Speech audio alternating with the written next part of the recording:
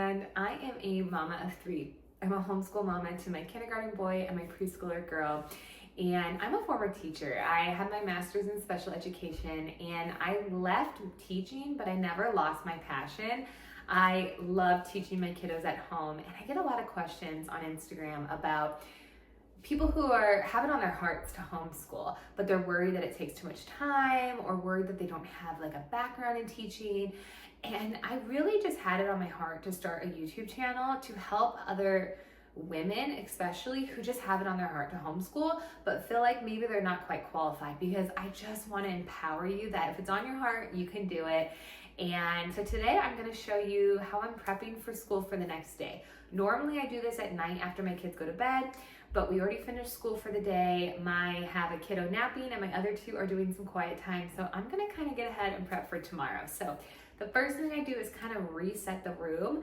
Now they might do some crafts or something later today in here, but for the most part, we're kind of done with the room. So I'm gonna clear the calendar. This is one of their favorite parts. It's kind of what we'd call in school, like a circle time or morning time. I do leave the year up. I'm gonna clear off the date here and write the date for tomorrow. And then this is a sentence my son will read. And this is all cleared for tomorrow. We do 3 songs. We do the months of the year song, and I just get it on Spotify. We do a days of the week song. There's a ton of options on there. And then there's also a season song. It's really fun and interactive. For winter, you do like, you go burr. For summer, you scream and shout. For autumn, you slap your knee. It's just really fun. Really, with my kids' ages, I just try to make it fun. So we sing, we dance, and I don't make them sit down. And that's the beauty of homeschool, is we just get to be fun and their personalities get to come out. So now that I've already cleaned up homeschool for the day, I am going to get my son's stuff together. So I'll go show you. My son, who is in kindergarten again, this is kind of our books that we work from throughout the day. So the first thing I have in the pile normally, again, it's all messy from our school today, but we do a devotion. It's a 1-year devotion for preschoolers. I have a little poster here. I make sure it's on the right date. Sure enough, it is. So we will do that. And then while I'm doing school with my preschooler, I always do school with her first, and I have a video as to why. And I have him trace his letters, and then here he will draw liquid inside each cup. He's gonna draw water, orange juice, grape juice. So ideally he should get a purple crayon, an orange crayon, and then he's gonna try to figure out how to draw water. So that's great for them to use their imagination. So this is kind of like his essentially busy work while I do school with my daughter. And then when I sit down with him, we'll do the devotion. We're gonna focus on our sight words, and then we're ready to move on to more sight words with these pyramids. So this will be great for him to practice. We are very much working on CVC words, which are consonant, vowel, consonant words. And yeah, so we use the bowl, or the Good and the Beautiful. This is from the Good and the Beautiful kindergarten package. I got the language arts, and it came with this handwriting book. I did have to pay a little extra, but I think it's pretty cost effective compared to the other ones. Came with this reading booster book, and my biggest regret is not getting it for math as well. I really wish I would have gotten it for math, but it's okay. So then my son, these are our 2 curriculum books. My son really prefers to do math next, and I really like him to have that choice with it. I don't want him to feel like we have to do something, and math is definitely his preferred subject. So we do go through math quite quickly. This is my favorite part of homeschool, is that, you know, we get to do what's best for them, and for him, he cruises through math. So we don't need to do a lot of instruction. We're still doing, a lot of the lessons are based on what he already knows. So right now we're working on numbers 17 to 18. Now it has all this instruction I could be doing, but he already knows 17 and 18. He knows how to count that. He knows how to write them. So we're going to kind of cruise through this. So we'll count the objects, write the number here, same thing. And then he's going to color 18 seeds yellow. So I'm going to make sure he has a box of crayons. I don't leave them out because I do have a 1 and a 3-year-old.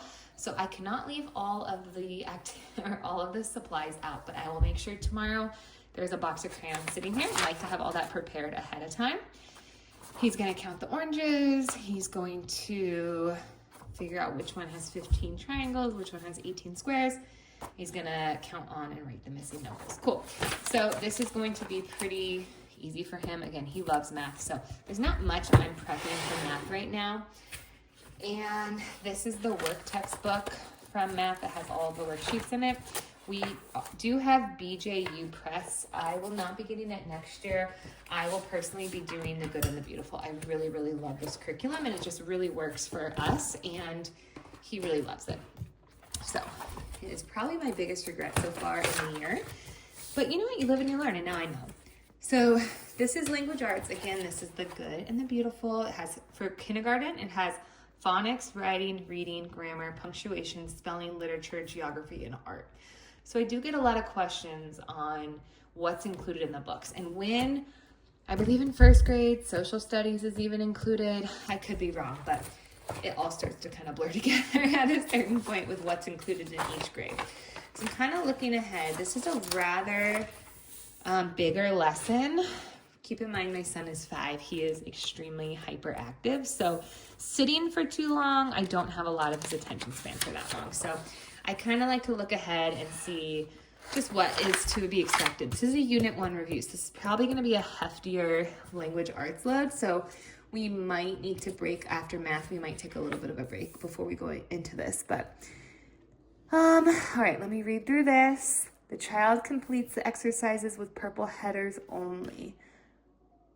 Correct the work. If the child makes one or more mistakes in a section, check the orange additional practice checkbox. This is essentially like a quiz, I guess, on Unit 1. We haven't done this yet. Note that you will need the administrator, the reading assessment section. Okay. There's no orange section. All right, so tell me the vowels aloud. Say the letter on each sign below. So he should know this.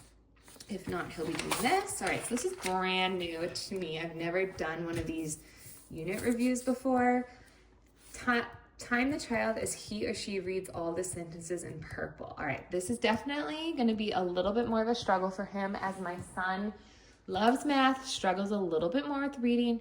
He is gaining confidence in it, but it's definitely taking a little bit more time. So I'm going to have to make sure I have a lot of patience with him. We have a really yummy breakfast, filling, nutritious breakfast, and we just, for him, I notice when he has more sugar, he doesn't focus as much. And so tomorrow he's definitely going to need to have all of his focus.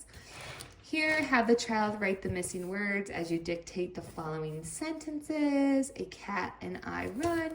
All right, so he's talking about, he's going to be focusing on missing words. This is definitely going to be a challenge for him. Long vowels, he's not going to have a challenge with that. All right, so that's it. All right, so tomorrow is going to be a hefty lesson for him, and it's okay. We're going to get through it together. And I'm so glad he's doing it at home with mama as opposed to in a classroom where he might get a little bit of like test nerves. But it's okay. It's going to be great. We're going to do it together. So I put this in order on his desk of how he likes to do it.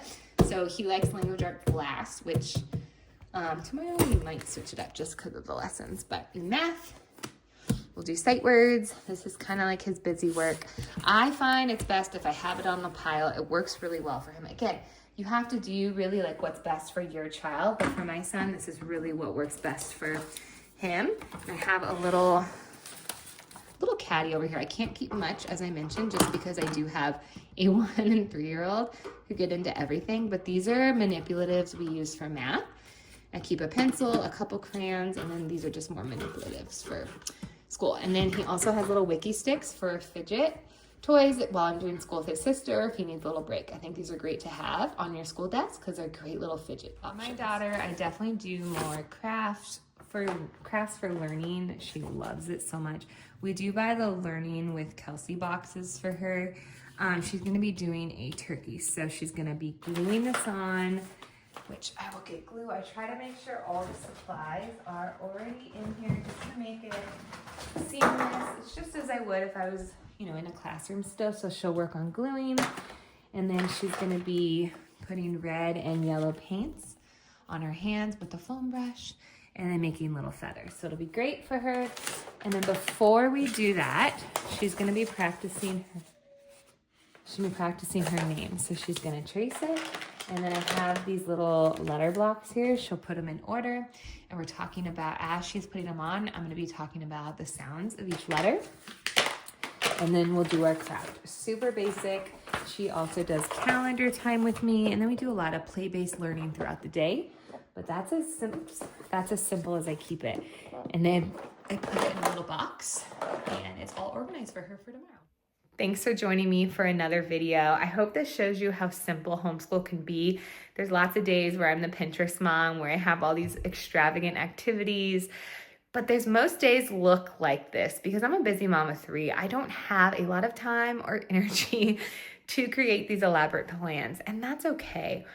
Homeschool is about loving on your kids, giving them lessons that really just fit their needs. I'm not rushing through things my son might need more instruction on. And some things he already knows, I'm not drawing out because he would just tune out and be bored anyway. So that for me is one of the biggest blessings of homeschool.